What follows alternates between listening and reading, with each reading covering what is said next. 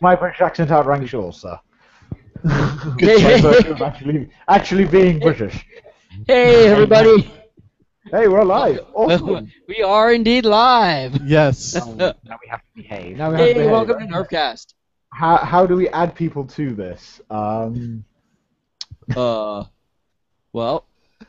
they should be able to go to the YouTube page and under live events, pick us up here. Mhm. But yes, Welcome to we're here. Nerfcast. We are actually live. Yes. You know all of us. I don't. Well, too Who's bad. this guy? He is. Hold up. Willis. Yep, that's This- Willis. Good to meet you, Willis. What you talking about? Chia. As you guys Chia. probably know, if you're here, that we have the lovely Blastersmiths UK on. Yes. Go ahead, and you guys introduce yourselves. Hey guys, it's Mike from Blastersmiths UK here. I've got my other two minions with me, who I'm sure will introduce themselves in due course. They're both looking at me rather resentfully at the moment. We're here to say hi and take any questions and bits and pieces, and generally hang out and say hello. So you guys want to say hi? Hi, I'm Stephen. I make things, and Iona also makes things, and she'll say hi. Hi, Iona here. Haven't got my own microphone, unfortunately, so getting pretty cozy here. Iona is our very talented seamstress, so anybody who's ever had anything sewn together by us, put together holsters, bits and pieces like that, it would have gone through Iona's handiwork. Oh, very nice. So, she's the one to blame for the amazing work that she produces. She's the one that we have day in, day out working at the machines and bits and pieces. Yeah, she's got a bright shade of pink now. It's not very often she does that, but yeah, she has. She's gone pink, and it's quite fun to watch. So, do we have people joining us, or are we just going to? Oh, hello. That's us. That's you. Okay. That's us saying hey, because it does say we have 3 viewers. I don't know if that is Okay. us or actual people, so we'll see if they Okay. can join us. While they're joining, usually when we have guests on, Mm-hmm. Sean likes to ask you what your origin story is. So, Sean, why don't you do that? Hey, Blastersmiths, what's your origin story? Nerf origin story time. You want I the feel Nerf like I'm origin story? participating. Yay! Which origin story would you like? Would you like the Nerf origin story or the company origin story? We'll take the Nerf first, company second. Okay, well, it kind of leads one into the other, so anyway. There we go. Yep. Okay, well, we started back way back in 2010. Yeah, it's a long time when you're my age. Leave me alone. Yeah, so we started back in 2010, and we got together at university and founded a sort of zombie society. Weren't really sure what we were going to do with it. Got into HVZ, Humans vs. Zombies, shortly afterwards, and got a bit of a unique game going. Anybody who lives here in the UK knows that the weather is utterly atrocious, and so outside campus games were pretty much off the cards. And so we got a space in our students' union and just started shooting each other in zombie-style HVZ-style games in our students' union. This sort of evolved with an arms race between our various members, and one of the wonderful things about the sort of inside nature of our games is that not only is it quite intense and quite a thing, it also means that things like the long strike are actually worthwhile having. Which leads me to the foundation of the company, because we decided that we needed to reprint elements of the blasters that kept breaking on us week in, week out. And so Steve here thought it was a good idea to go and procure a 3D printer and actually start trying to make bits and pieces for blasters. So we sort of got to the stage where we were trying to get the printer working, and that wasn't happening. But Iona and I had started discussing holsters and bits and pieces and designs for tactical gear, because we were finding that cargo pockets and other bits and pieces just weren't enough. And it turned into one of those long discussions around a pub table, because obviously the drinking age here in the UK is lower than the States. So we were, pub discussions and long nights around the dinner table. And we thought, well, why not start a business rather than actually going and getting real jobs? And so we started doing bits and pieces. We made a few bits and pieces here and there, and people started buying them, which was frankly terrifying.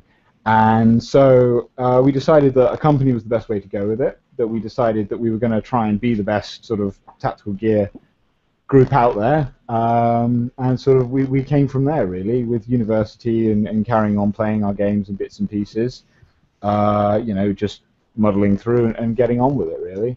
But yeah, it all came out of university, completely unintended, and we love it, really. Unless anyone else has anything to add, I've sort of run out of steam on this one.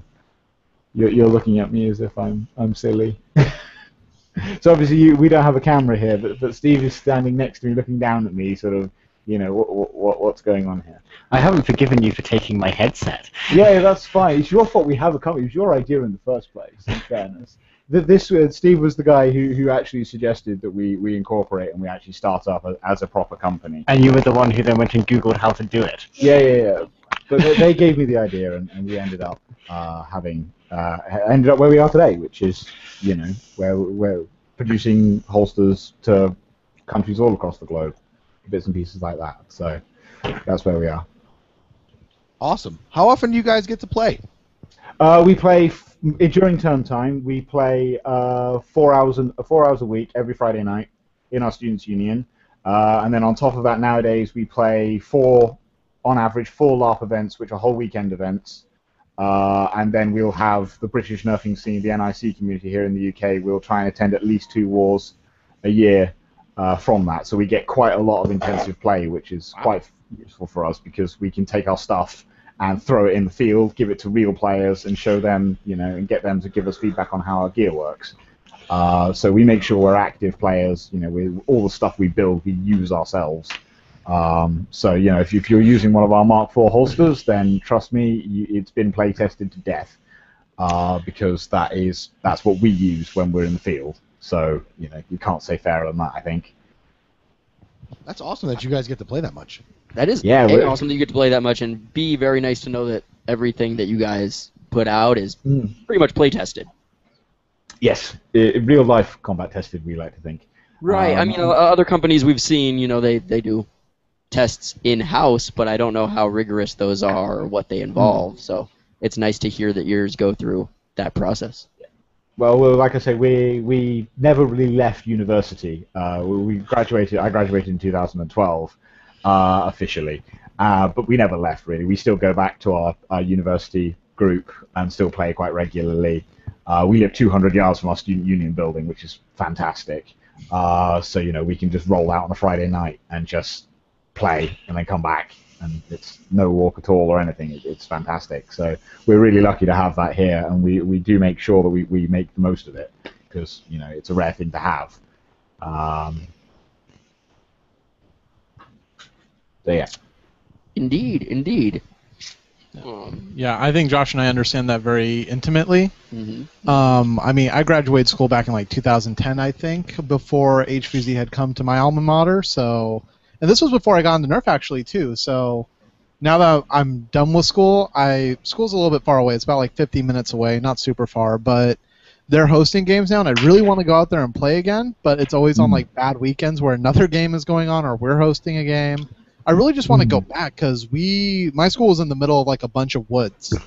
So I don't mean like the school in its entirety, but like each part of the campus, like the science building, the history buildings, we're all separated about a half mile of woods between them that you just hike through in the dirt. So it seemed like it'd be awesome for HVZ, just all the natural cover, all the dirt and grit. I really want to go. Yeah, that sounds absolutely fantastic.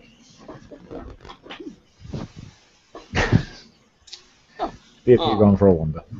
No, we're looking into doing some things, making sure we can get comments from people and stuff like that while we're talking to you guys. Questions and bits and pieces. Okay, that's fair. Yeah, because they're not coming up on here. Okay. But I mean, continue talking. If this goes out, we'll just continue the podcast.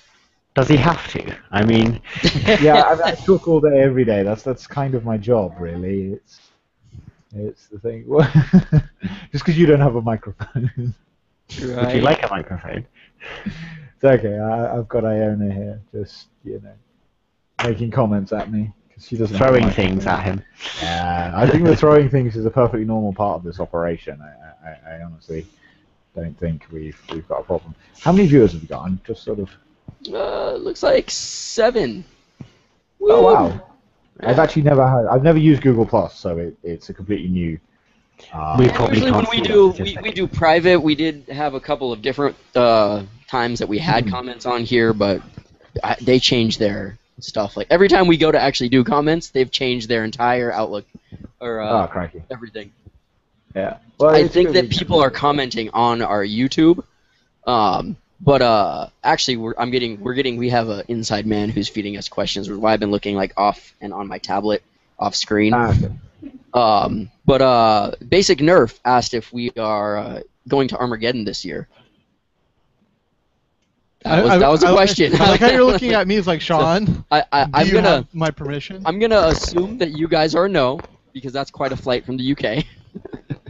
We could swim. Yeah, exactly. You know, you might be going down. I know that we're not, or I'm not. I don't know about Sean. It's the 21st, I think it's going on, right? Yeah, I've got stuff going on. I have. God, what do I have going on? I was just talking about this earlier, where I have so much stuff going on. It's luckily not a Nerf war, so I'm not forsaking you, Jason, for another Nerf group. I just want you to know that. I think it's a graduation party I have to go to, and then something else after that. So I'm stuck up here. Yeah, I have invites to a graduation party, a birthday, and a wedding. So we'll probably be going to the wedding. With 20s. And B.F.U. he's doing something that day. Yeah. I don't know what, but it's definitely not going down south. It's in Southern California. You know, Yeah, it's one of those the of you biggest wondering. Nerf games, I guess, on the West Coast, though, what I hear. Like, I always hear other people talking about it, too, so it's probably going to be really exciting. Kevin is being Kevin. Oh, he's online. Okay. So we found the comment stream at our end. I think you've got quite a few British viewers in there. Yeah. You guys are troopers for being up this late, by the way. Yeah, thank you again. For those of you who have not done the math, it's like 1 their time. So when I say 1, it's like AM. Yeah. Hello from Tuesday. Yeah, exactly. How's the future look? I can see the future. Can you get me the lotto numbers? It's very dark. Lots of light pollution. Not so shiny. We got another question in here from UK Nerf War. I'm interested to know how hi, Mike's hair Kevin. regime. Yeah, I'm interested to know. Enough for. Okay, we know Kevin very, very well, and yeah, I'll talk to him at the weekend. I'm being told to play nice. What's his question?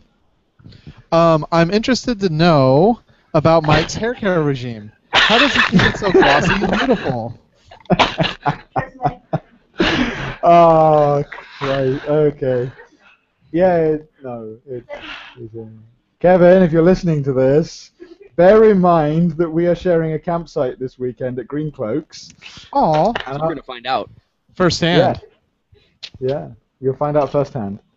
But yes, that brings actually we are lucky this weekend. We're trading at a LARP system, a science fiction LARP system here in the UK, which is one of the big demand areas here for us is people who play weekend-long games. They need our kit to carry holsters and stuff around big woodland areas and stuff. Yes, they put our holsters in bags. We start on the Friday night at about 6 o'clock and they play through until Sunday at about 5. It's absolutely fantastic because obviously they're role-playing within the system, but the Nerf combat is quite heavy. Provided they keep themselves supplied with darts, which is a bit of an issue, they are fighting all weekend, and we go up and support the crew with turning up with modified blasters and shooting people, or just selling our kit. And that's one of the big sort of fields that we'll be seeing here in the UK is we'll be seen with our gazebo on a stall in a field somewhere, helping people play in situ, and obviously it feeds back into our play testing as well that we can watch people play as well as play us ourselves. So, Kevin's question may have been intended to humour, but it does have a serious hand to help out there. So. Hair care is always serious. That's right. Sorry? Hair care is always serious. Yeah, it is, especially when my hair's this long. We're making B.F.U jealous. I think we should stop before he. No, you know what? What do you use It's for your convertible. goatee? It's convertible for the summer. Is there a moisturizer or No, conditioner for that? I like to use a cat comb on my goatee. Keep it clean. We actually do have another question that just popped up from Bobo Lolo. Hi, Bobo. Hello, Does Bobo. Blastersmiths have a plan to sell their stuff in the U.S. like how Blaster Parts did with Sly Dev in Australia? We do. We have linked up with chaps over at Dawn Labs. Dawn Labs! We are running a small pilot project at the moment. I understand they're rather busy away from the Nerf scene so far. So they've got a small stock of our drop leg holsters, our Mark IV mainline. They're selling in the US without obviously the lead time, without all the vagaries of international shipping. So if you pop over to their website, dawnlabs.com, it's under their tactical gear, and you can buy our stuff from them for the moment. Obviously, it's just the holsters for now, and obviously we'll see how that goes in terms of sales in the next few months to see if we expand the number of lines. Until then, obviously, you can buy stuff quick from Dawn, or you can get the full range from our website and have to obviously import it. So we are getting there, but it's slow steps and early. We're going to take it slowly to see how things can pan out for us. I'm excited about that because that means we don't have to pay an exorbitant amount of shipping. Yes, always a good thing. Also, yeah. I just feel like holsters here in the U.S., I don't see a lot of them for Nerf stuff. And by a lot of them, Yes. It's interesting because obviously we populate the NIC as much as you guys do, Reddit and stuff, and it's interesting to watch. All of our players here in the UK happily take sidearms and in holsters and things, and this was obviously where we came from. We saw a demand for holsters and filled that niche for the business. But it's interesting to watch you guys. You seem to sort of across the pond. You seem to push more for the sort of master keys and integrations than perhaps a sidearm, which is an interesting play difference because our end we have a holster and if for example my Stampede jams, the first thing I do is I reach for my sidearm, blap the zombie in the face, return it to the holster, and then I can clear the jam thing. And that's handy because if my Stampede is pointing in front of me and a zombie is coming on my 3 or my 9, I can pull the holster out, knock him out at right angles, and carry on with my Stampede.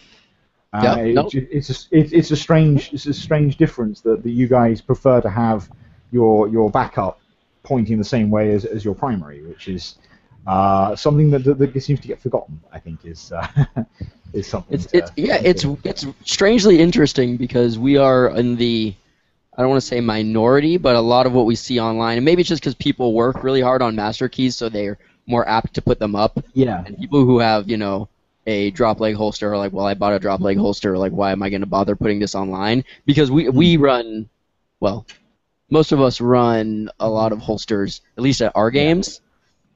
You're starting to see. I was just searching this the other day, Sean. This is very interesting. Yes. You're starting to see in the Etsy store. You're starting to see a lot of leather cowboy style holsters for hammer shots, especially. Yes. Yay! So. Yes.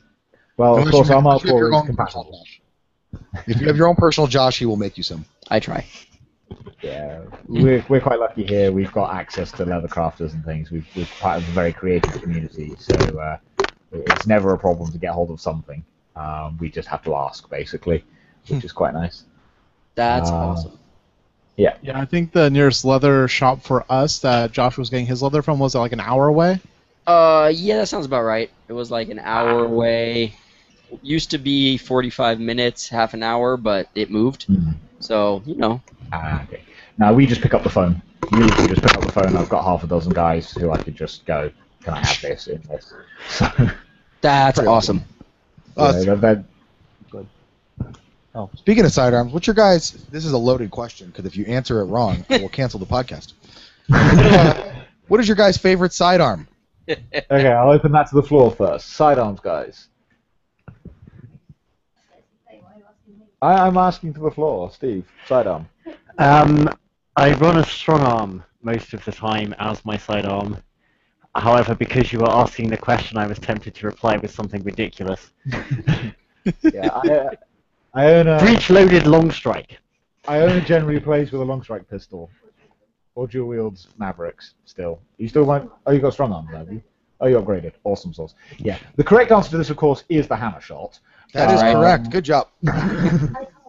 Iona, however, can't because of her hand dimensions. Means that she can't use her thumbs to prime them. Her thumbs are physically too short, which is something of a difficulty. Personally, I'm just switching over for my LARP play. I'm switching over to a 6-round magazine Retaliator.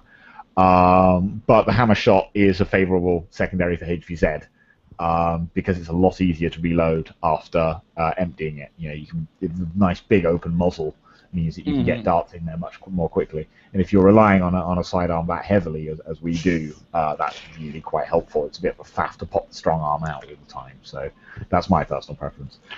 Interesting. I just hit the zombie the first time with my primary. Out of curiosity, why the Retaliator as opposed to like a Strife or something for your the LARP? system we play in has some slightly interesting rules that mean anything that's battery powered has to be fired either standing or braced. Oh, okay. So I can't just pull it out and one-hand the room, which is annoying. Gotcha. But yeah, so that's why I retaliated for LARP particularly. I don't want to see the comments, do I? Yes, you do. Just to indicate why I just started laughing, one of our rather regular customers actually has indicated that someone apparently uses dual-wielded barrel brakes as sidearms. That is Oh my quite goodness. impressive. Dual-wielded barrel brakes take falls, frankly. Wow. Yeah. You could get the comment page up on here, by the way. How do I get the comment page up on here? Yes, we'd all like to know. Yeah, can you guys see the comment page at all? Yeah, I'm giving it to Josh right now. Okay, yeah, because I've got a live stream behind me that keeps coming in, and I've got people who are. I can't get your Firefox tab to work now. That's all I've got. So I think Josh and Sean are going to take questions. I just want to hear you guys talk more because I love the accent. Yes. Oh, So, thank you. You know. Genuine Next bona fide question. British. I much prefer it over a guest we had before with a fake British accent. That I wasn't part of that podcast. I think my last dart's British accent is real B.F.U. Not my last dart. That's my brother from another mother.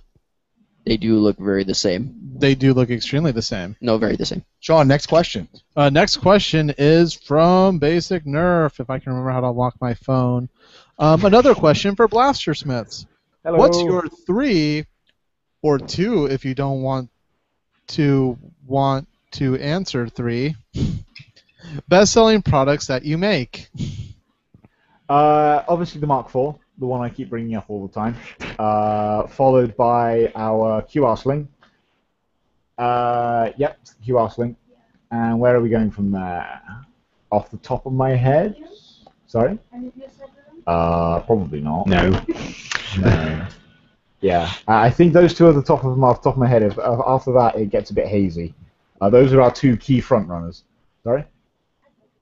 Yeah, probably our magazine holder range, so our box magazine holders. People are always buying those for belts and other bits and pieces. So those 3. So it would be the Mark IV drop leg holster, the quick release sling, the 2-point quick release sling, and the magazine holders of one flavor or another.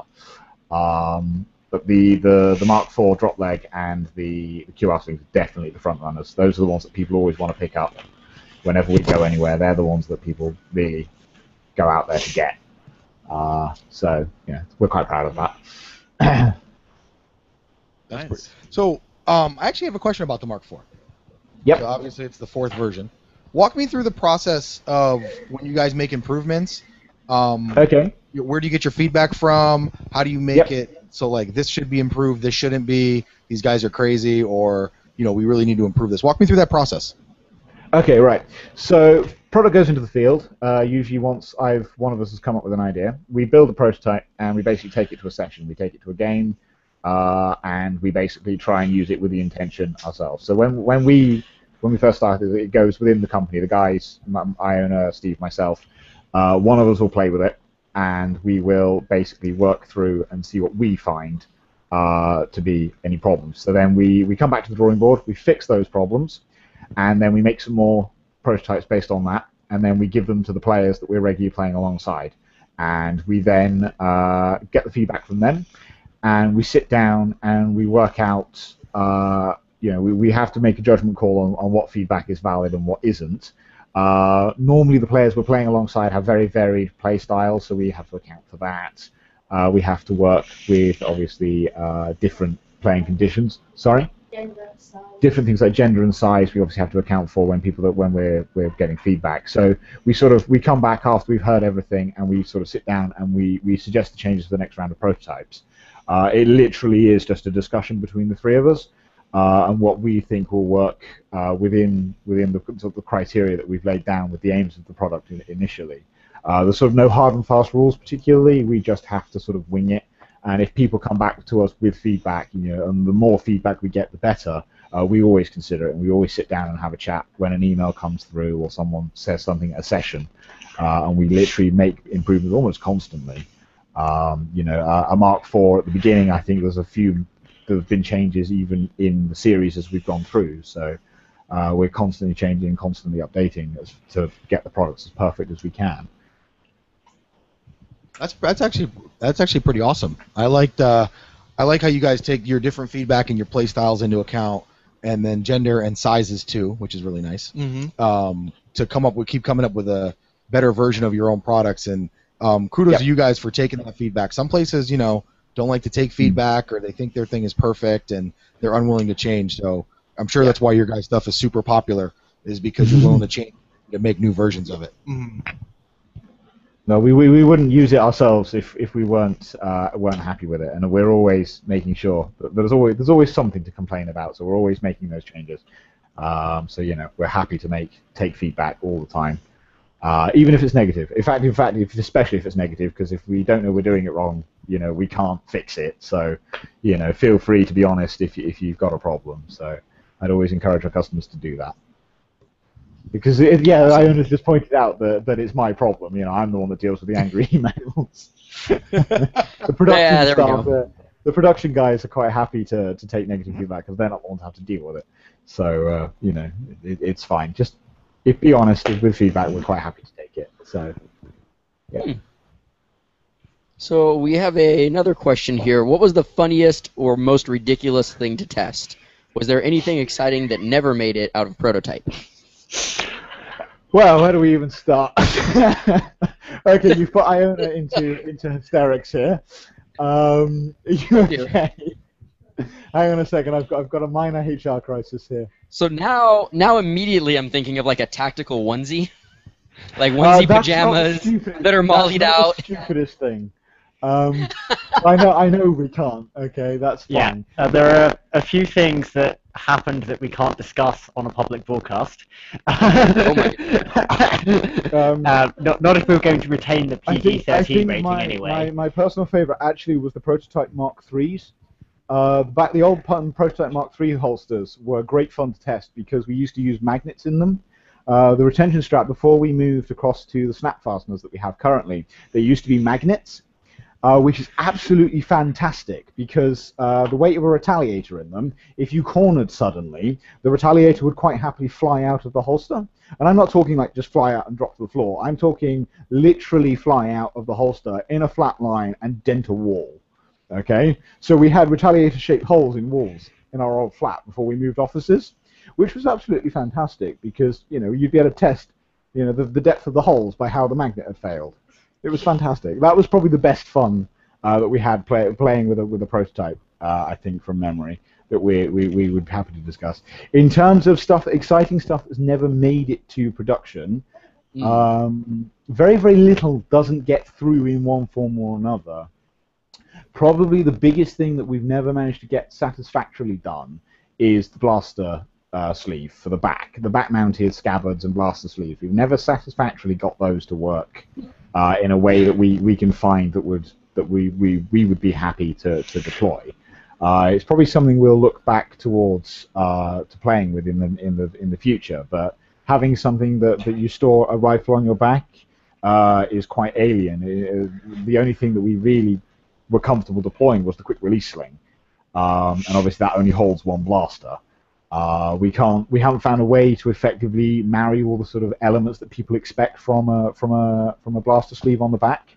Because we remember when the Perpetual Play one came out, last year. We tried matching it, but we couldn't get everybody's expectations to mesh into a product successfully. So we'll try again in the next few months. But for now, I think the QR sling and a few other bits and pieces that we've got floating around do the job well enough that it's not a priority at this stage. That actually answered a question I had from 10 minutes from now. Darn it. Awesome. I'm good at this. Yes. Yes. Huh. All right, we're getting a lot of So what do you comments about random things. Yeah, it's like talking. While he's reading comments. Less questions, more comments. Yes, I do. So one thing I was curious about, I was looking around your guys' shop front. Are you guys considering expanding into other fields besides just Nerf? Like Zing or Buzzbee or anything else? Or the new Boomco products? Well, it would shock us if the Mark IV holster did not hold at least some of those blasters.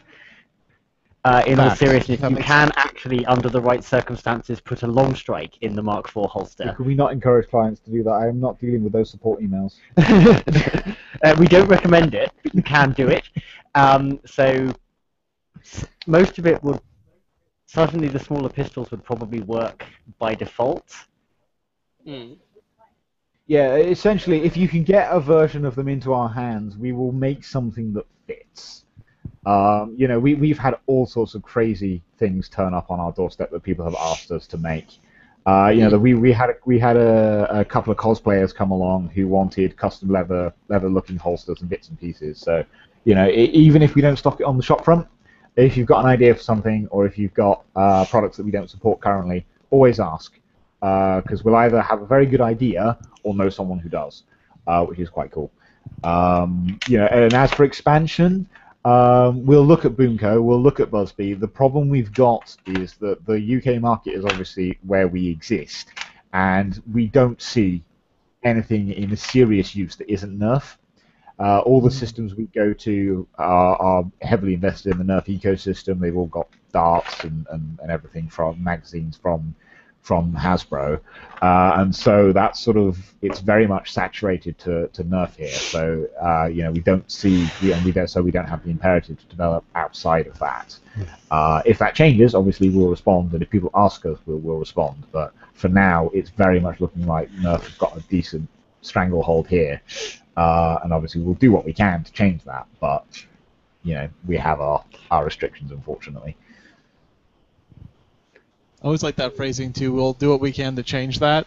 It's like we all want competition to Nerf, but Nerf clearly does have the market kind of by the chest hairs, let's say. Yeah, there we go.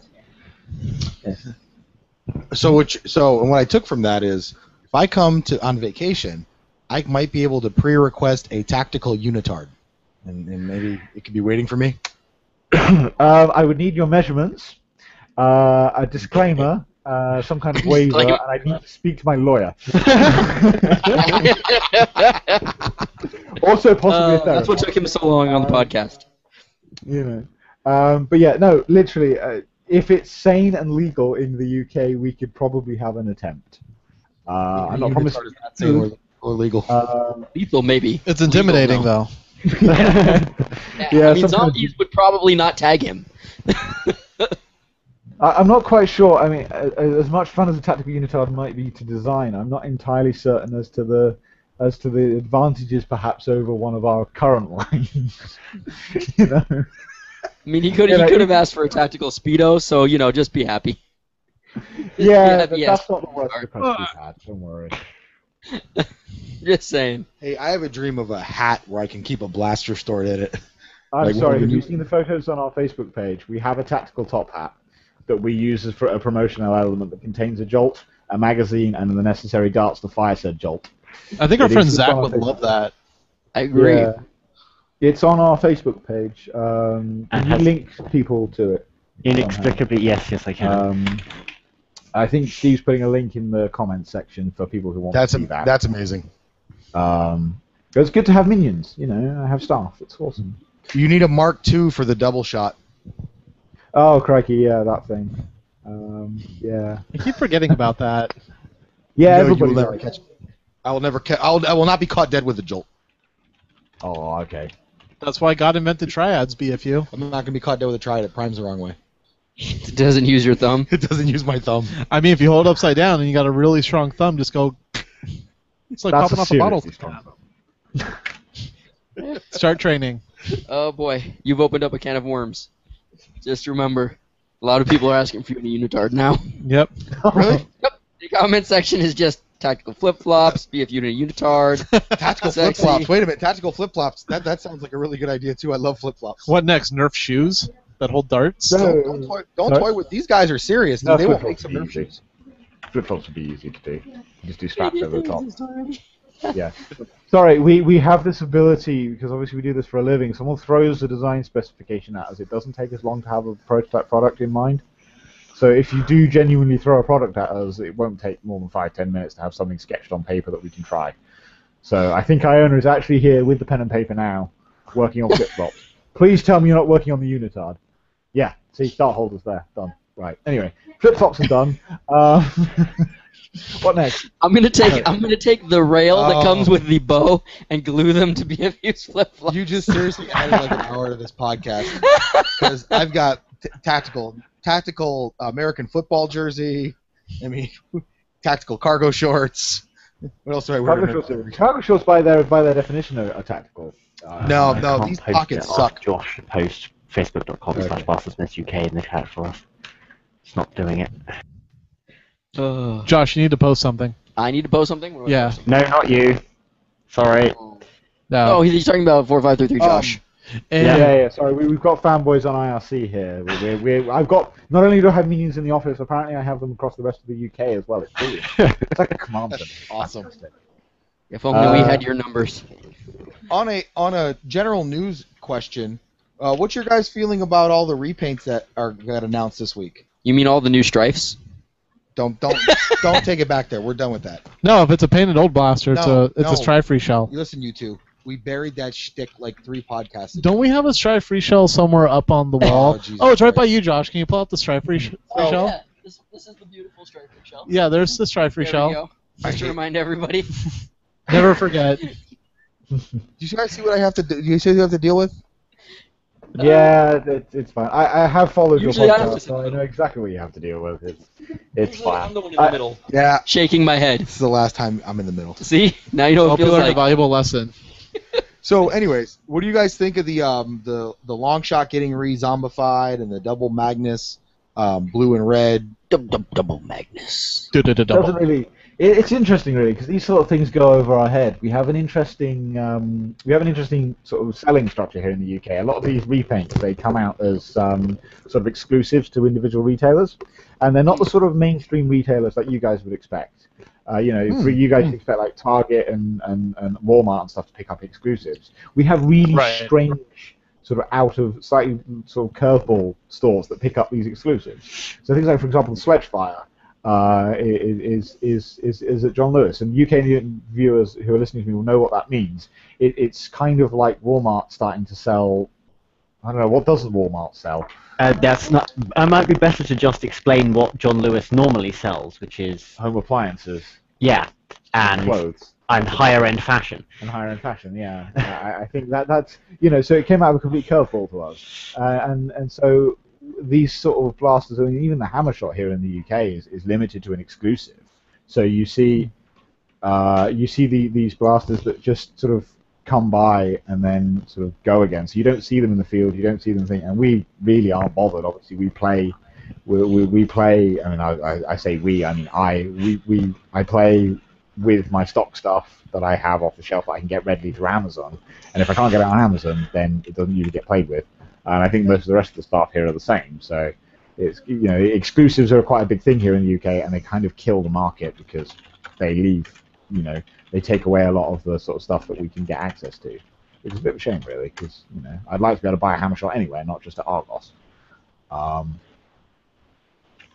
That made me sad. Yeah, That's is. depressing. I think it's probably because the UK market is a lot smaller than the US. Physically, we're much smaller, and we can't. We don't physically have the shelf space, I suppose, is the thing.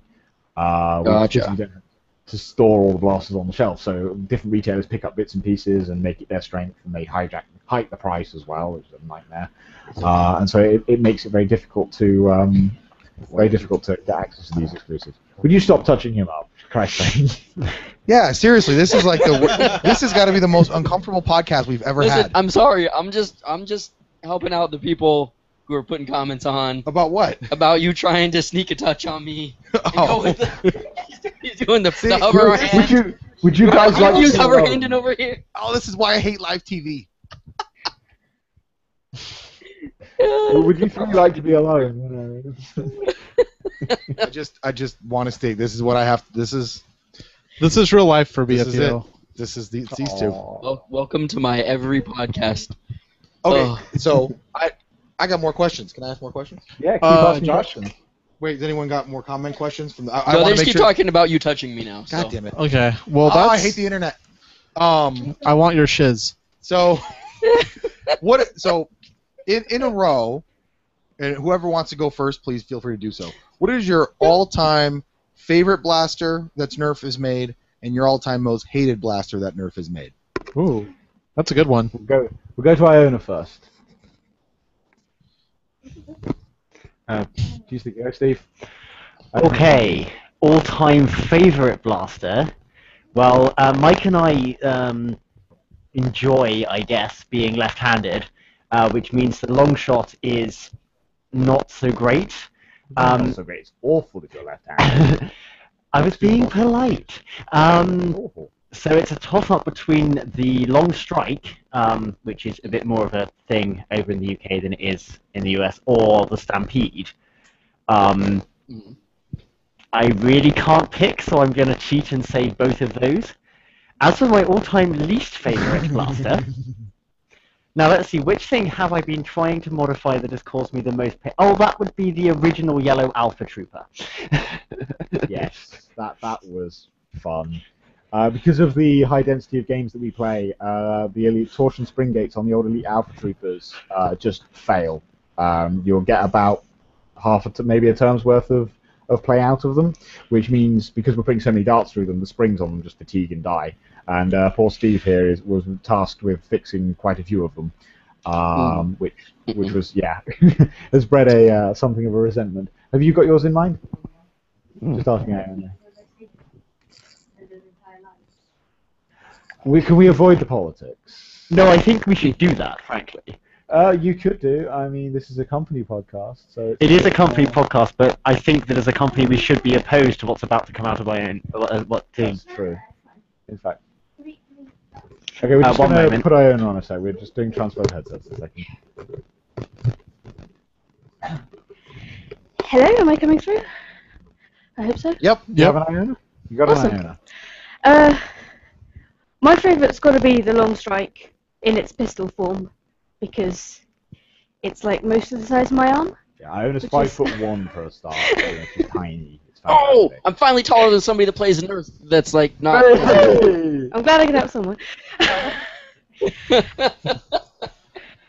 wouldn't really say I have. I'm 5'2". Oh, wow, you're like the shortest guy I know. Yes. He is weak. Nothing wrong with it. Anyway, yeah. It's gonna be my So band I name. haven't actually modded any. I don't really think I've got any that I would specifically hate. Deploy was a bit of a fail. Yeah. Yes. Deploy is a serious fail. But Makes better no, holsters than it does a blaster. No, that's fine. Because I leave that lot to you lot. So Yeah, Iona doesn't do the modding. She just watches me and Steve scream at blasters that just aren't working. Just For get outwitted myself, by blasters. I think, let me think. Probably all-time favorite is going to be the Stampede. It is, before the Elite Alpha Trooper was released, it was the superlative. Humans vs. Zombies blaster. The best semi-automatic you can buy. Even once you stick a 6 kilo spring and a couple of decent batteries in it, it will drop zombies at sort of ranges that we were talking at very efficiently. Bear in mind that because we were playing indoors, our average kill distance is about 10 feet. So we don't need range. We need reliability and accuracy, and Stampede offers both of those. My most despised blaster of all time, probably cliche, but the Deploy. horrified. People would bring them to our sessions at university and go, Mike, can you put a spring in this? You avoided that session because you had a wrist injury. That was before then. That wasn't when you did. I avoided the 5 deploys in a session, upgrade session, because I was sensible. Okay, but the 4 I had to do over the course of a year before then means that I have just every right to hate it as you do. Okay, you know, they are horrible bastards who work on. They just everything is wrong with them. And sorry, Hasbro, but what were you thinking? Okay, how did you let that out of the R&D? It just no. To be fair, it worked all right until you opened it once. Shh. Everything works okay into it. Once. I'm not gonna lie, I bought it, but at the time, I'm gonna stop. At the time I bought the Deploy, it first come out, I was not hardcore into Nerf, so I was not playing Nerf at all. We were going to someone's birthday party, and I was doing airsoft, and they just brought out an airsoft. I keep wanting to say airsoft blaster, but an airsoft gun that actually is like a little briefcase and transforms, and it's like there's a Glock that you put in it and all this. And I was like, oh, this is just like that, but a Nerf version, and it's funny. And we gave it to like my friend because he was tripping out over it, like, this is so cool. And we're like, when are you going to use a briefcase on an airsoft field? And be like, you didn't know I actually had an airsoft gun? Like, yeah, we did. We're on an airsoft field. Like, what's it? He gets someone disguised in a business suit, like looking through on his BlackBerry phone. Right. It's like, oh, he's just wandering the woods by himself. Don't worry about him. Right, I'm like, I understand the real world applications for this, but on this airsoft field where you start the game out and there are 2 teams that are trying to shoot each other, I don't know how you're going to sneak into the other team and pretend that you have a briefcase. But we did have a couple of questions come in here. Sweet. So Basic Nerf wanted to know a serious question. You guys said you started off with 3D printers, but a lot of your current products are cloth or fabric based. Will we see more 3D printer items from you? We are working on a lot of 3D printed stuff. The issue is it's a lot easier to prototype and develop the fabric side of things. It takes a lot less intensive work. It's a lot simpler to iterate prototypes much quicker. And also, more importantly, I can delegate. You know, a lot of the 3D development work I have to do myself, and obviously I'm splitting my job. I'm splitting my time between my main job, which is customer service and development for designs, and actually implementing the 3D stuff. So we try to get as much stuff as we can done, but obviously, like I say, it just takes a lot longer to print something than it does to sew together a few quick prototypes. So we are working on it. We're just getting there slowly. Gotcha. And then Bobo had another question as well. He says you have 3 kits. You have 3 kits and 2 3D printed pieces dealing with electronic blasters. I'm not sure what else can be done, but are there any ideas in the works for electronic blasters, parts, kits, or pieces? There are a few bits and pieces that we are working on, as I said. Wink, wink. We are always about the barrier to lowering entry. You know, we're trying to make things as easy as possible for people, so we try and produce the kits for people. We are somewhat constrained here in the UK by the European Union legislation on electromagnetic interference, which means we can't provide pre-soldered kits, for example, which would make things significantly easier. So we're having to sort of skirt around the regulatory environment here in Europe. So we'll probably look at a Strife kit at some point in the not too distant future. We will sort of look at playing with sort of, you know, kits for adding functionality to blasters, not just upgrades, but, you know, sort of adding sort of jammed LEDs and magazine alerts and bits and pieces like that. It's all sort of a very nebulous sort of area that we're working on.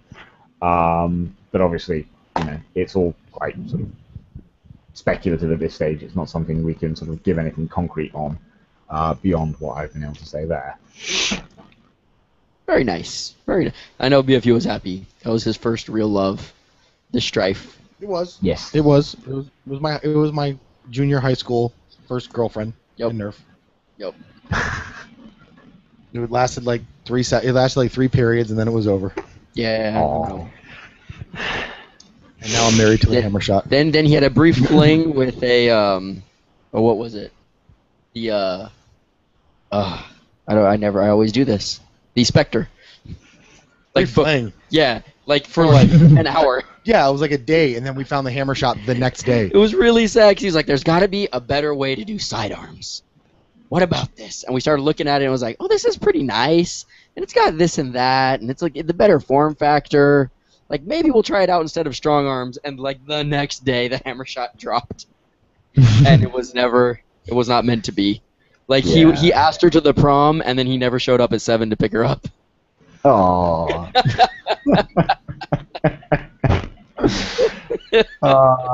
That's the shame of a man who knows it's true. Oh, I hate you, Josh. I hate you so much. You're just lucky that we haven't like just pimped out a Spectre and then shot you with it. It'll be like a Carrie story. Oh, Oh wow. Wow, this escalated rapidly. when you guys aren't shooting zombies, or Zeds, right? You guys call them Zeds? Yes? Zombies. Zombies. All right. When you guys aren't Whatever shooting we want to zombies, or sewing things, or taking angry customer service calls, what do you guys like to do for fun? One of the key problems with having your hobby as your job is, just that. Not a lot, really. You know, that's it. Should I make us sound less boring? Yeah, you make it sound less boring. I'm gonna. You guys aren't boring. I think you guys have a fantastic. You can make your hobby into your career. Real thing. I play tabletop role-playing games because I run a Nerf company. I mean, come on, seriously. We do too. So, well, two of us do. The other, this guy's too cool for that. AKA, I haven't been invited to the cool kids table. That's also true. What tabletop games do you play?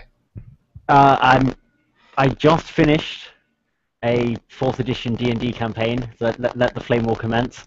I run a D&D 4th edition campaign, so let the flame war intensify. I'm also currently in a Scion game, although that's somewhat intermittent as the GM works night shifts and occasionally fails to exist during daytime. I also play the guitar and generally muck around. Huh, Scion. Awesome. Scion.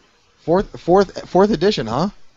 Yes. We currently have a 3/3.5 game going on, but I'm just trying to remember Scion if that's one of the games. I know somebody who actually wrote an expansion. It was either Scion or another game, and I'm trying to remember if it was it or not. But good stuff. That's the cable. Don't touch the cable. I'm not touching the cable. He was touching the cable. Absolutely. I can see him without seeing him touching the cable. That's fine. Yeah, I nearly tripped over the Ethernet cable that's keeping us plugged into the internet. Well, that could have gone badly. So yeah, what did I miss? So we have another question for you guys. So UK Nerf War says, I'm interested to know if you guys begin developing products for blasters as soon as they're leaked, or if you wait until you have the blaster in hand.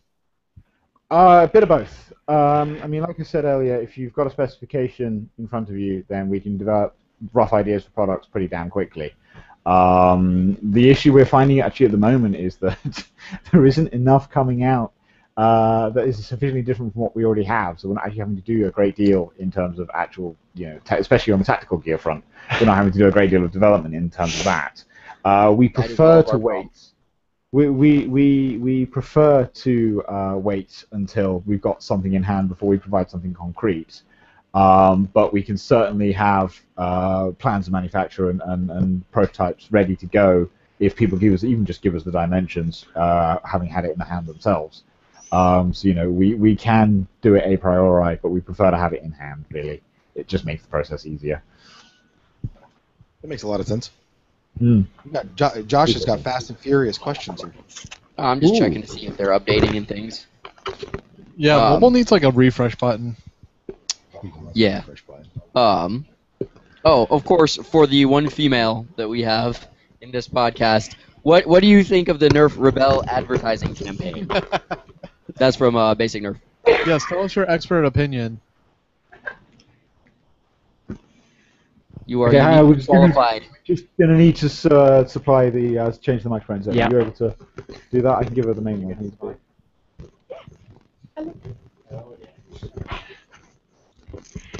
And I should be back now? Do we have? Yeah, there you are. Awesome. Questions there. Yeah. What do I think of the Nerf Rebel advertising campaign? I've been told to keep this safe. I disagree. I think you should not be safe about it and tell us how you feel. On a personal level, you can answer the question if you want. Okay. Well, I've been if you thinking. understand it's on a personal capacity, that's fine. I'm quite happy to express that view, and I agree with you, but that's again in a personal capacity. The company doesn't take a stand or endorse this view, by the way. we have completely neutral as a company. This is Iona's personal voice. No pressure. No pressure. I think it's completely unjustified, mostly. Mostly a case of I don't see why they had to do it any differently from the normal advertising campaign. I think anyone who's going to pick up a blaster and play would do it regardless of what their advertising campaign is. Personally, I just feel patronised by it, but that is my personal opinion and not that of the company, as I've been expressly told. I think you and my wife will get along famously. I mean, Yeah, we were talked very about tame. when it first came out. We were like, why don't you just have girls in the main advertisements? That's the easiest solution right there. Show everybody. That's what blew my mind about the Boomco ads. I'm like, it's like they made the same mistake Nerf made in the 90s, where they're like, "Oh, you're in a warehouse and eating pizza and skateboarding." I'm like, a lot of different people play Nerf. It's not all white children that are like boys from 11 to 17. It's a wide group of people who play. Who hangs out in a warehouse? I think homeless people. I would love to hang out in a warehouse if there was a warehouse around here we could play Nerf in. No, I know, but who at 11 years old is just hanging out at a freaking warehouse and can afford Nerf guns? The Goonies? You homeless kids That can afford Nerf guns. that Street steal them. urchins? Yeah, Nerf. God bless their hearts. But it's Richie like, Rich? the company must be run by a bunch of 75-year-old guys. I mean, to be fair, I think that, having kids that are older than their target demographic running around in, say, a mall or in a warehouse looks cool to their target demographic as opposed to running around in a field. Which some of their things are them running around in a field as well. Yeah, that's pretty much the Zombie Strike advertising. It's for boys, once again. Apparently girls didn't survive the apocalypse. Apparently not. And they're Humanity fighting is off screwed. the shadows of zombies. Oh, yeah, it's just the shadows, that's right. Yeah, it can't be the zombies from it's zombies from the Shadow Realm. Ooh. God bless them. But, I mean, to be fair, when you're the main game in town, it's easy to take shots at you. I mean, a lot of things that I heard was that they looked at Lego's campaign where they were like, we need to make Legos for girls. And I was like, don't girls already play with Legos? I was under the impression they did. They have male and female Lego characters. Right? You don't have to give them different bodies to make them play with them. You know what I did when I was a kid? I built little brick men and women who had no gender-specific equipment really on them. They were just blocks of people. And that is why Minecraft does well, my friend. Exactly. Yes, in fact, Notch came out and was annoyed that people had gendered Steve at all, if I recall correctly. It's quite a thorny issue, one that we have quite a lot of discussions around here in the office. Yeah, I mean, don't get it wrong. I appreciate that they released pink blasters and white blasters, because I know a lot of people that buy pink and white blasters. Yeah, just show advertising with the boys playing with the pink and white blasters too. Yes. Yeah, equality all round. There we go. So we have another question. Oh, God. Okay. So if Mike was in charge of Hasbro for a week, what would he release? Why specifically me? Not to be rude to answer a question with a question. It's But- Marcus. I know it's Marcus, but That's why. God bless you, Marcus. Savage Marcus. check it. I've got the comment feed behind me, so I can see this. If I was in charge for Hasbro for a week, what would I release? Would it be no? That wouldn't work. I couldn't do that. What would I release? You know what? I have a better answer for this, but give yours first. I think I know what your answer is going to be, Josh. It's not to release anything. It's to stop releasing the ECS. No, it's to stop the Raven repaints. I would stop the Raven repaints. No, if I was actually going to release something, I would probably, as the head of Hasbro, I would try and develop a separate hobby grade line of blasters that are distinct from Nerf, still fire the same ammunition, but are marketed and targeted with a different grade of engineering to allow the HVZers and the serious sort of older players to have something that isn't quite clearly a modified child's toy. So obviously everything we do here with our stuff is we take a child's toy and use it to wage effectively some kind of foam warfare. Okay, it's when we're finished with it, it's no longer an item of play. It's very much a phys rep of a firearm that we're using it for. And so I would provide a line that would fulfill that niche out of the box, in the same way that radio control cars have your toy radio control cars, and then your serious nitro sort of big machines for your adults. So I'd release a line like that, for example. That is a well thought out answer. That is. I was gonna go something stupid. Like Bobo just said that he likes the white and purple and sparkles, so put me in an ad. I'm like, see, that's what if I was head of Hasbro for a day, I'd be like, get an ad with Bobo Lolo in it, using the Rebel line, and make up My Little Pony blaster. If I was head of Hasbro for a day, I would absolutely release one statement apologizing for the Centurion. Would that be an apology to yourself? An apology to the entire Nerf community. So the 4 people that bought them. Yes. The 4 people You, that and the bought 2 them. other people. I would say, dear fans, we apologize. We effed up. We listened to this guy named Bob, and we fired him. And it happened. I'm sorry, and now I resign. Goodbye. I renounce my position, and good day. Oh. I don't know. I would just say release the 50-round drum that has been leaked and designed and out there. I'm sure it doesn't work great. I just want it. You just want the shiny. It's fine. It's It just needs one good time when you launch all 50 rounds out of it, and I'll be happy. It could be poop every other time. Yeah, I thought B.F.U. was gonna go G.I. Joe. 'Cause it was all I was going to go G.I. Joe, but his answer was so well thought out and serious that I couldn't follow it with a serious, well thought out answer. No, it was a good answer. But yeah, my second proclamation after I quit and rehire myself for $2 million more would be to release a line of blasters with G.I. Joe theme, just because the cross-marketing, it just makes sense. I mean, it's Hasbro. You already own it. Yep. G.I. Joe's multinational. You could actually release a blaster pretty much themed for any country in the world, because at some point I'm sure they had a representative in that TV show from every country in the world. Yes. Huh. I did not know that. They did. They have G.I. Joe, a real UK hero? Nope, they had a guy named Big Ben, though, and he was from the UK. There you go. I don't I know just if that learned helped your something about my case. country. I don't know. I don't think stereotypes really count as a good thing. Exactly. They had a Native American character on the show. Didn't turn out so great. They had an Eskimo named Snowjob. No, Snowjob was a white guy. Oh, was he's a indeed white guy, so Yeah. they won't even bring in an Eskimo. No, they had an Eskimo named Quinn Uh-huh. in the comic books. And what was his superpower? He didn't have a superpower. They're G.I. Joe. They don't have superpowers. They can't even shoot things. Their superpower, trick question, their superpower is patriotism. Pretty sure they're superpowers. They love not being able America to hit more with than the anyone AMAT. else. They're like stormtroopers. Anyways, yes, I know Big Ben is a very cliche name for a code name for an operative from the United Kingdom. They had a couple other people, too. Sorry, guys. I'm sorry to offend you. Should have just called him Captain You haven't Britain. offended us, don't worry. Pretty sure that We was got a lot worse. Hasbro that has offended everyone. It was the On some 80s. level. It was different in the 80s. That is very true. Things were different back then. Things were I simpler remember. in the 80s.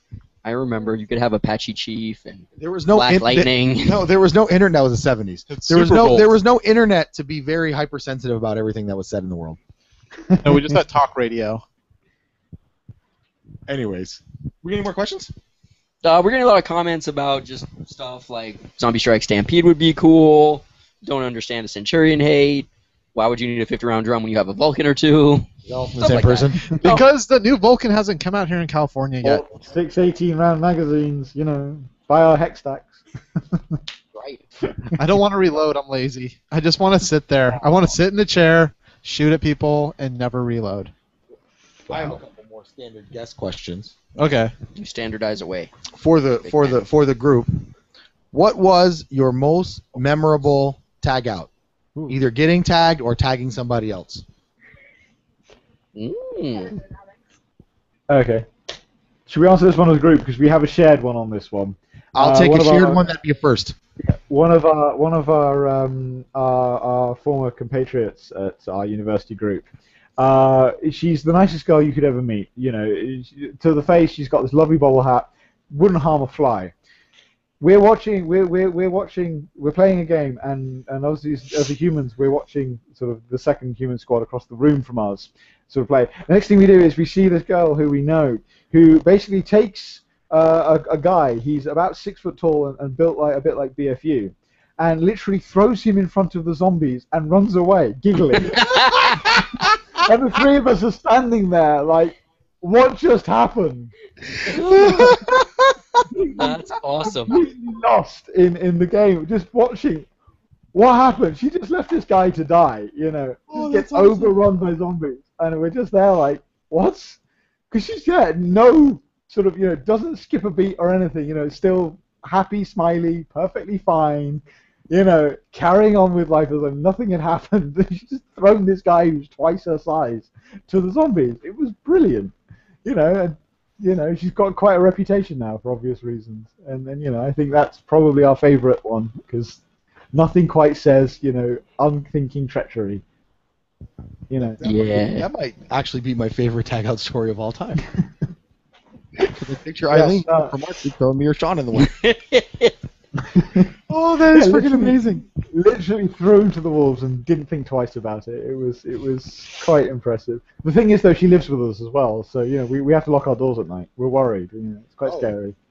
Yeah, that's a whole different thing. She wasn't living with us at the time, so we thought it was funny then. Then you let this person move in with you.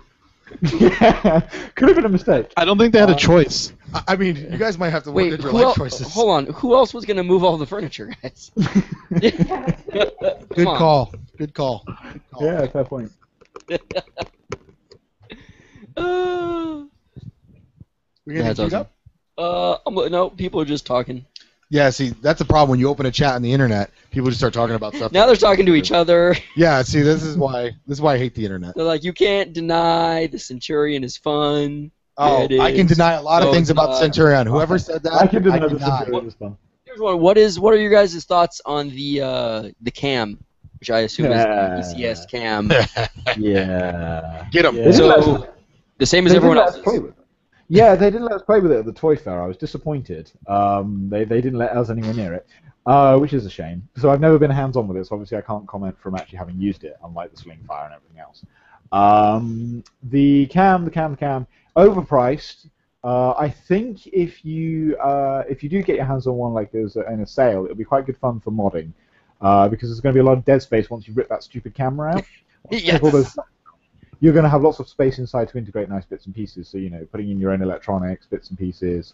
You could probably take one of the little bullet action cams that you get on eBay and then put that in instead of the current camera for a nice effect. And I think a lot of the LARP groups here in the UK want sort of sci-fi sort of assault rifles and stuff. And I think that once they paint those up, they'll love it. So I think there will be a market, but not at the price that it's at.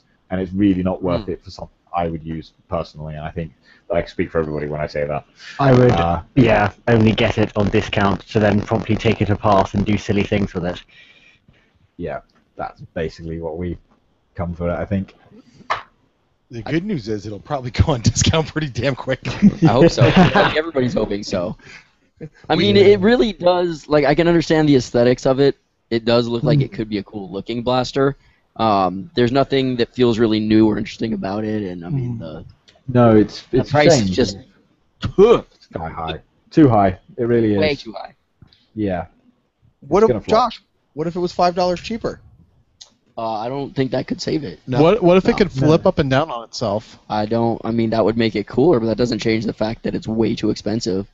Yeah. I mean, I think the deal breaker really for us is the fact that it's only semi-automatic. For a blaster of that price and size, you would honestly expect it to be fully auto. You'd expect it to be a rapid strike with a camera stuck on it. The fact it's a strike with a camera stuck on it, it's a deal breaker, really, and it's just not worth our time, unfortunately. Sorry, Hasbro. What are you guys most looking forward to from this summer's lineup? Or fall's lineup, whatever. This year's lineup. We're supposed to do that? Yeah, we're supposed to do that. Oh, Apparently. sorry, I buried my head in the We're sand. supposed to look forward to things? Oh, come on. It's gotta Well, be one thing. we obviously were lucky enough to go to the toy fair in London, here in London. So we've been hands-on with the Demolisher and the Sling Fire and everything else. And yeah, really, the Sling Fire's fun. I think, that's going to be a good bit of, especially from our point of view, cosplayers and upgrades and bits and pieces, we can have a lot of fun with that. Demolisher was a bit of a letdown because it's still semi-automatic. When you've got an underslung grenade launcher, you really want to be able to sling the foam. You want to be able to fire a grenade at someone and then mow them down with your darts. You don't want to be there pumping away with the trigger. So it's a bit of a shame that isn't going to be as good as perhaps it was. But I think really out of all the major releases, really is probably the one that we're most looking forward to, just because we want to get our hands on that underslung grenade launcher and see if we can make it detachable. Or at the very least cut it down and provide a printed adapter to then sling on something else to make it useful. Making B.F.U's dreams come true all day. I want to rip that thing apart so bad and try to transplant that thing. Because I think that's where its advantage lies. It's just needs to be fully automatic, really. I want it on the bottom of a retaliator barrel, and so I can on the front of a rapid strike. Well, actually, I put it on my. I'd probably put it on my Straven, which is still semi-automatic, but I love it so much. It makes me so happy. Yeah. What do you guys think of the agent bow and like the new weird arrow ammo? You're weird. That was interesting. The weird arrow, we got hands on with all this stuff at the toy fair, and it was really weird to load because it doesn't act like a normal bow when you're trying to load it up. Right. It just feels kind of strange. I mean, this is coming from someone who's handled Nerf blasters quite a lot, so I may have just been handling it wrong. But it seemed really sort of hard to sort of get it all to prime and line up correctly and everything, which was kind of, a bit of a disappointment. And obviously the arrows are just strange in their design. I think you guys would probably agree with me that they were the ones with the funny heads that the guys at Green Cloaks instantly banned because they're going to cause problems with everything. I can't clearly recall it. You don't, yeah. Well, I remember it. It was weird. Yeah, you had more important things on your mind. But yeah, it was just strange. It looks cool. It looks like it'll be a cool looking cosplay prop. Maybe people will figure out how to make it load a little bit better. Because I did see a little review of it loading, and I'm like, why you got to put it in this weird way? That was my problem with it, too. It just looked really cumbersome and hard to be fast with it. Mm-hmm. That's what I really enjoy about the Zing bow. It's like you practice a little bit, you can get it down really quickly and really fast. Yep. Turn off a shot and be accurate with it. Yeah, that was something actually interesting as feedback for you guys. I was watching your podcast about the Zing stuff the other day in sort of research for this, and I'm going to have to go and get some. We haven't played with the Zing, as I was pointed out, that Nerf is quite a saturation here. But I have some really, really fun ideas that I think we could play with the Zing stuff. Especially that whistling idea. There are LARP systems here in the UK that would kill for a whistling mortar fizz rep, and I think we may stumble upon that. So I'm going to go and purchase one and have some fun with it next weeking. I think. Awesome. Let us know what you think. Enjoy those flingers and. Feel free to make, if you guys think you're going to be popular, feel free to make a flinger arrow holder. Yeah, we could have a look at that if we think it will work. Or you get a system that fires multiple flingers at once. Also. Or multiple arrows at once. Just imagine it. You launch 3 at the same time and get that spread. So it's funny you mentioned that because we have a couple of questions that just popped up. One is, what blaster would you design if you could? That. I assume what we got. I mean, I guess anybody. If you can make a gun, but that it shoots foam, what kind of gun would it be? Yes. I'll throw that to you guys. I'm not creative, so that's my mindset with that. You guys got anything? Sounds like an arrow. I would make an arrow. Stuff that we shouldn't discuss. Well, not stuff that we're working on in-house. So does does the obvious project fall under that? Yeah. Okay. Don't say anything. Non-disclosure agreements. Nothing to see here. Throw it back to us. We'll take this one. Yeah. No, that's fine. I can play with. I've been working around it myself. I'd probably go for a high pressure air electric pneumatic system that was discussed on Reddit not so long ago. B.F.U.'s It's like dream. he emailed you before the podcast and told you to say a lot of things and you wanted. No. I've been playing with it myself because on a personal level because it's just interesting to look at. I mean, we play with the electronics quite a bit here in the workshop just because we have the printers and things that we need to maintain. So we play with Arduino and stuff quite a bit. But the solenoid aspect, the idea of being able to get a blowback system that's semi-automatic, would be absolutely fantastic to play with, and I'd love to bring that, and be able to develop that as a personal project. But unfortunately, I don't have the time because I'm dealing with. So are you working on anything with a pneumatic arm just to sort of all around encompass everything BFU wants? No, not with the company. Not within the company's framework, I'm afraid.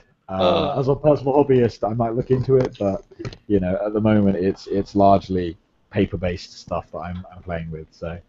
Yeah, Sorry. just get a pneumatic arm for the mag strike to pump it for you, and you're set. It's for victory. I love you guys. You guys are my favorite guests. We're having you back again. Oh, Rob's gonna be mad. Oh. Next time we'll do it on your time. We'll stay up till 1 o'clock. Bobo now just unsubscribed from us. Basic Nerf also. No, I'm just. So, that's a. I don't know. I think you know what I would like to make. I'm just so happy. No. he said pneumatic. When you're listening, people who've been on the show that were unsubscribed, like Tech Recon just unsubscribed. Oh. No, wait, that was a while Why? ago. It's like every podcast we have to take a shot at Tech Recon. I do.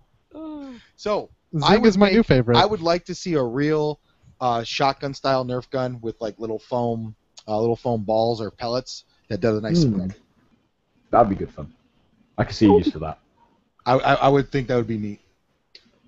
I like it. Sean. Would you be down for something that was basically like the sledge fire, but just shot more stuff out of it at once? Like, let's say it's shooting like 8 rounds all at the same time. You get that spread. Here's the thing with the sledge fire.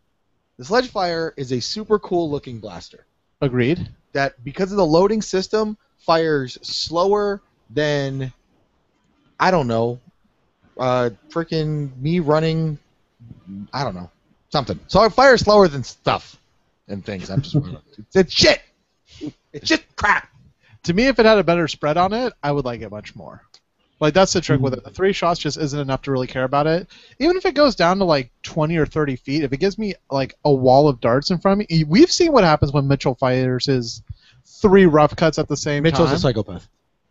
Yes. Okay, but mad genius. If you guys have watched the listened to the podcast, Yeah. Mitchell's our in-house engineer, and he did a triple rough cut. It's like a wave of darts. Somewhat nuts.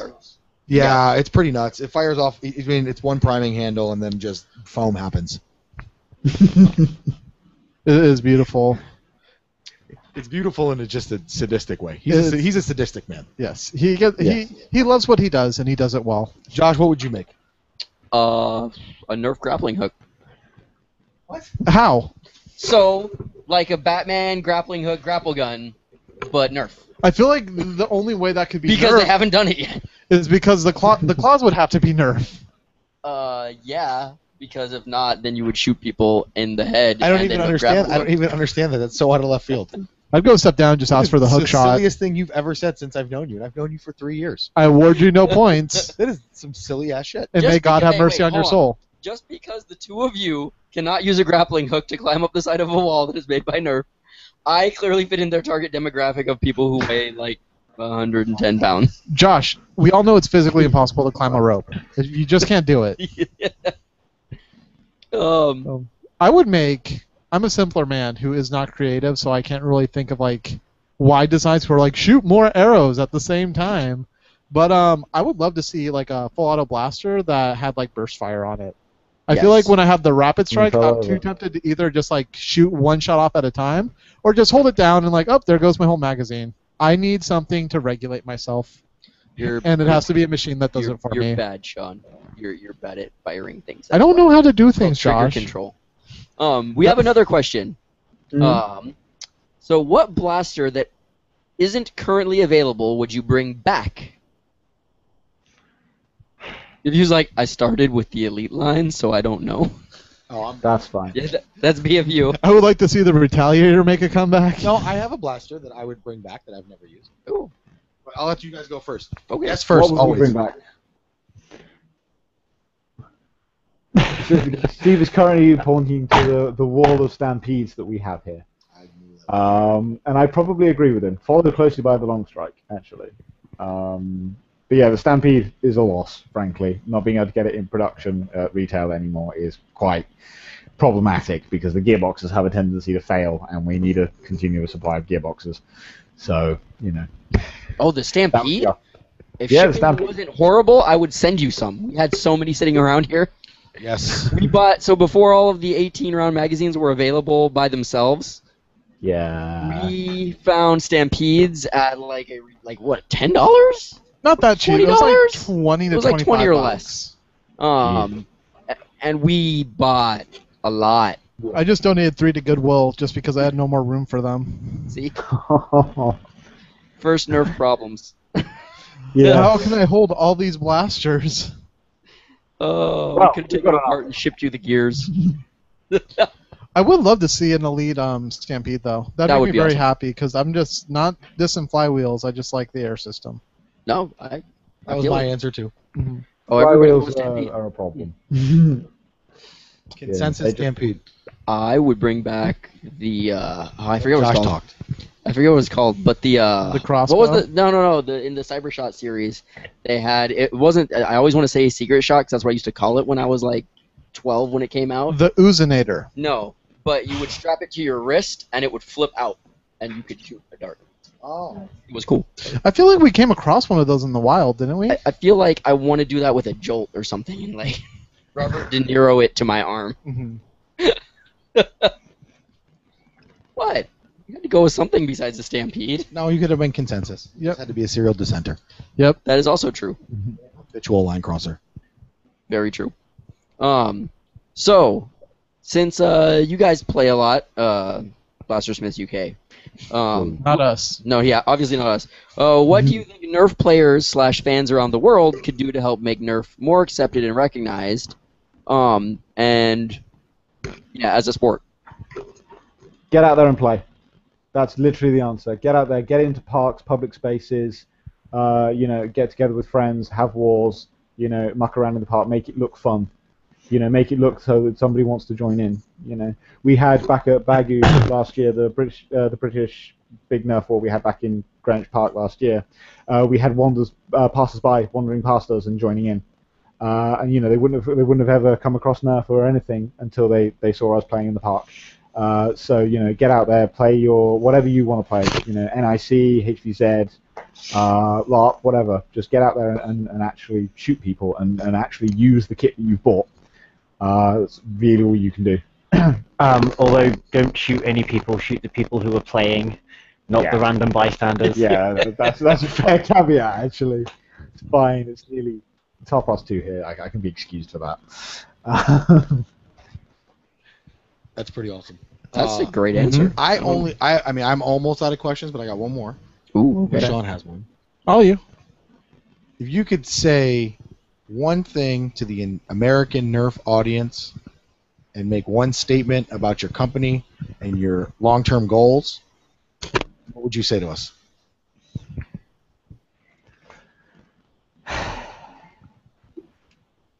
Okay. I think I would say that. I think I'd say that as Americans, it's sometimes very difficult for you guys to sort of. You're so big that you're used to seeing getting everything inside your borders. You're used to not having to import anything because as a country you're so huge. We bend over backwards to make sure that if you order from us, we will get it to you when you need it. Okay? Importing isn't as scary as it seems. We obviously do this for a living, so if you feel like you're on the edge of purchasing, but risking all the vagaries of international shipping, get in touch with us, and we'll do what we can to help expedite the process. Okay? We might be all the way over the other side of the Atlantic Ocean, but email means that I can pick it up, as though I was next door, and I can help you out with the importing stuff. Being this far away doesn't have to be a barrier, and we will continue to make sure that we can bring our products to you. Despite the fact we're on a tiny little island, so very far away. That was pretty awesome. Has anybody else got anything to add? No? Okay, fine. That's us. Felt like that was a unite the Nerf community speech. Like, don't be Yeah, afraid. sorry, We're on I the get other side that of the ocean. occasionally. No, it was Give me a good. soapbox and I'll talk. It's fine. Like that? That was a seven. like That was it. a slam. That's what we call an alley oop. Now, Yeah. B.F.U, I have a question for you. Oh, come on. If you could say anything to the UK Nerf community about your goal for Nerf and what you would like it to become, what would you say? I know what you want me to say. I'm not going to say it. So, You got a whole. there my you go. dream, my ultimate dream for Nerf, I would love to get a Nerf World Tour.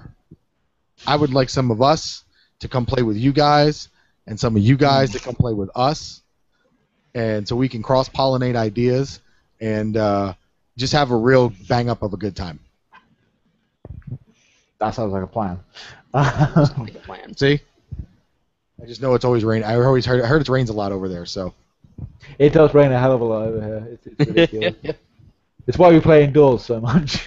I wish we could play indoors. I don't know. If Leslie and I go to France next year, maybe I can make a quick jump over There you go. and go visit you guys for a day. That'd be awesome. Or embrace the French Nerf community? No. There is a French Nerf community. There's a They French are Nerf there. community? They do exist. Yeah, they keep ordering our stuff. They're there. We don't Awesome. have much to do with them because I don't speak French. So Um, I'm not gonna say that.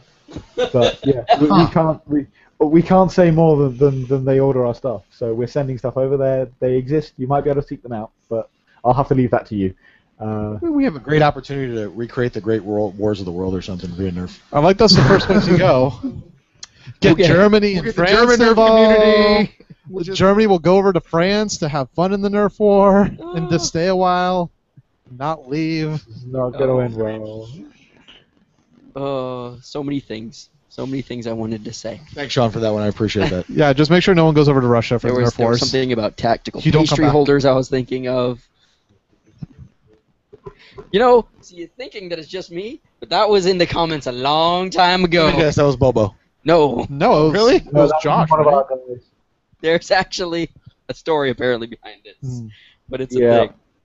It's on Uh, the Gold forum. croissant. And I was like thinking in my mind, it all came back to the tactical pastry holders once you said that. And I'm like, oh, nope. I'm French, by the way. I am part French. You're I know part of there's a little- everything. Everything. Last week you were speaking Swahili Part in your Samoan. backyard. Did you claim everything? I don't Swahili. even want to hear it, dude. I don't believe you anymore. I went Irish and that's it. Oh, Irish and Puerto Rican's true because your dad looks like Juan Valdez. Puerto Rican, Yeah. Irish, Native American, and Yeah, French. yeah, yeah. Mm. We stopped. My mother's maiden name is Boisranc. Uh-huh. Is what? Boisranc. Boisseranc. And what does that mean? I don't know what it means. I don't speak French. My brother speaks French. Which one? I don't speak Spanish Oh, either, no. but I'm Puerto Rican. Sean, do you have further questions? Yeah, Josh, what are you really? I know it's super late over Leprechaun. there, and I'm sorry. Yeah, I'm sorry too, guys. That's fine. For some reason, I'm acting more tired than you guys are. That's fine. It's fine. We're coffeeed up. It's fine. We're on the stimulants. We're okay. There you go. Yeah, So we're actually, I do happy. have one question though. As far as like advertising Nerf wars go, what do you guys see over there? Are people just mainly finding out about them on Facebook? Are there flyers at campuses for it? Is it all word of mouth? What's working over there?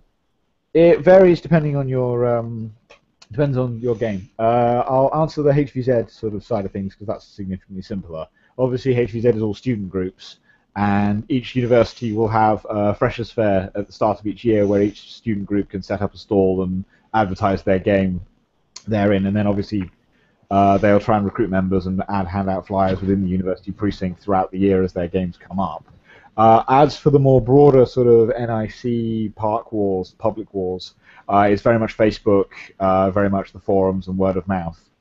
We've got quite a sort of solid core of us here who will have to travel quite a way to travel to wars, and then we pass it around to people we know and advertise wars through different people. So it's forums and Facebook word of mouth for non-university stuff, really here. You won't see a poster in the street, for example. No, that's a great answer. I asked because I know a lot of people have been reaching out back and forth. I've been talking to people in like Colorado and Ohio and just all over the U.S. because we're so spread out. Just how to get Nerf War started, and it's a tricky question to answer. Honestly, it's everything you said is correct. It's just kind of building that fan base. And I think, like you said, playing in a park, being inviting when people just walk by, inviting them to play, that's a good way just to find people who normally wouldn't play Nerf and get them into it.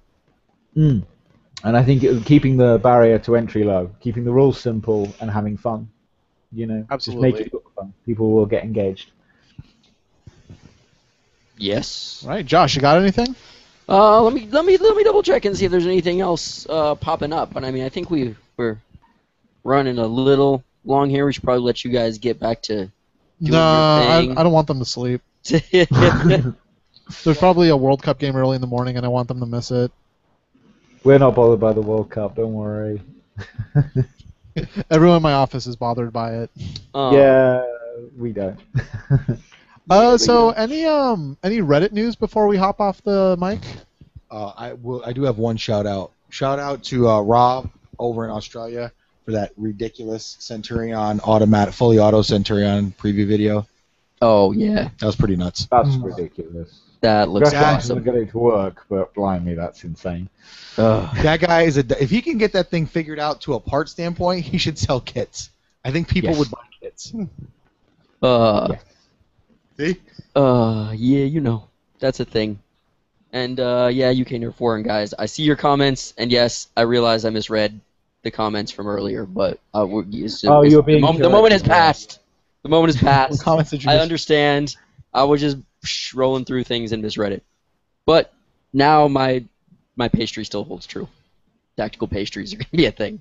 Tactical pastry. Was it tactical panties? No. Tactical pasty holder. Yep. It's a thing here in the UK. Somebody decided that having a pasty holder on their rig was a good idea, and I said it was possible to make it, and it's never left me alone ever since. One day will learn to keep my mouth shut, but that was not that day. Better to have persistent fans than no fans at all, right? Yeah. That's true. Like we're all like, yeah, having no fans. Well, because we know about having no fans. Yes.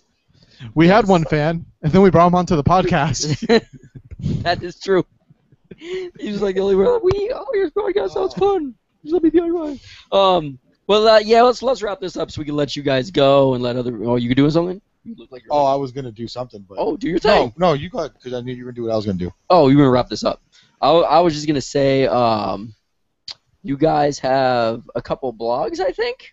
Someone mentioned something about a blog that you guys wanted to pimp out. We've got a couple. Obviously, we have the company's development blogs that we use for producing our new stuff, and then obviously I have my own personal blog that me and Steve work on in our own time, in our own personal spare time, which is obviously the Nerf Armorer blog.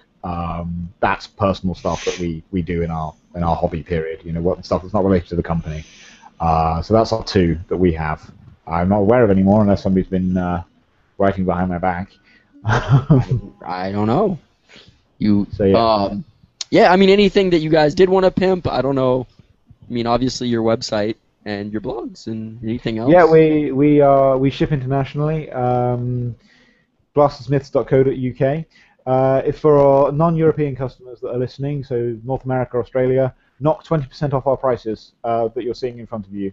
UK law requires that we include sales tax in our prices. So obviously you guys don't pay that because you're not in the European Union, and so you can knock 20% straight off. And what we usually find is that is huge info. Wow, that's big info. Yeah. You heard that on Nerfcast? That is a Nerfcast only discount. You had to. No, unfortunately, we're statutorily required to remove it. So yeah, if you knock 20% off straight off. Also, we're quite lucky that Royal Mail here in the UK are incredibly competitive when it comes to shipping prices. And we have a very clever piece of software, which means that we we very rarely overcharge you for shipping. Don't bring that up. So when it works, it's an absolutely fantastic piece of software. So blastersmiths.co.uk has all of our products on it.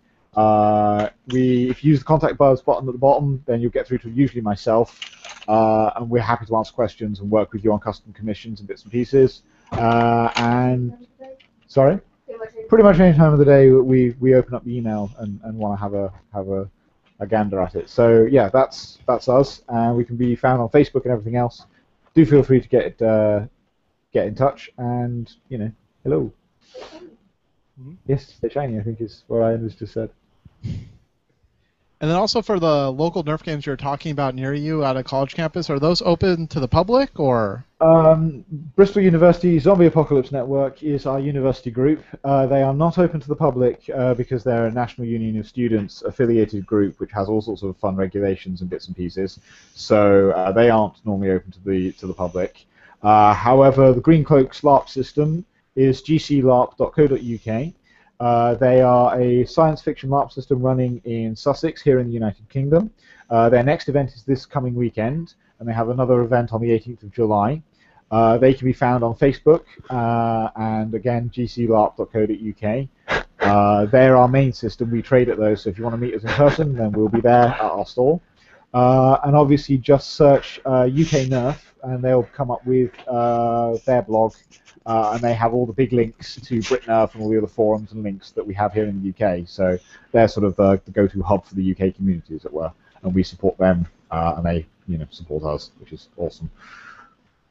Well, sounds good. Perfect. Sounds good. You listeners, get on this. Yes. Order stuff. We already have a lot of people at our games that have already ordered stuff from you guys and have had great things to say. And just keep following. You guys are bringing out some awesome stuff, and yeah. And then a little bit on the local front too.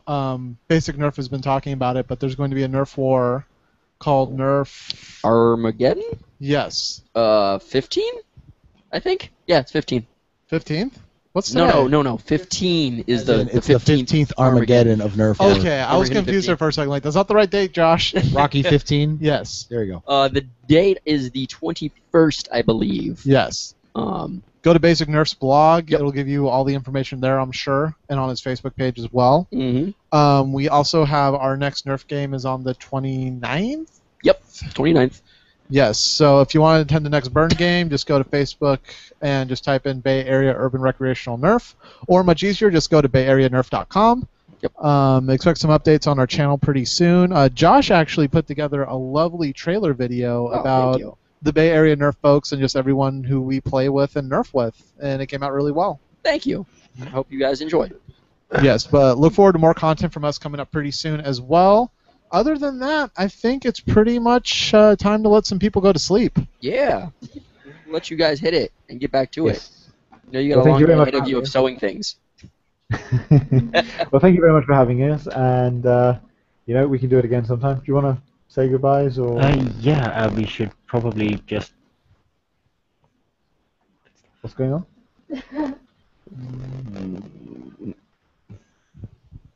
Well, we had a great.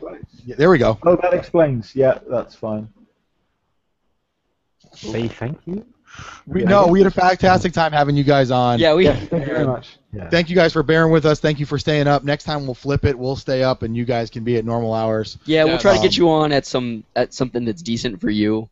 We'll make Sean shave for the next one. Seriously, he will. No. We might be able to have a video for next time if the office isn't such a mess.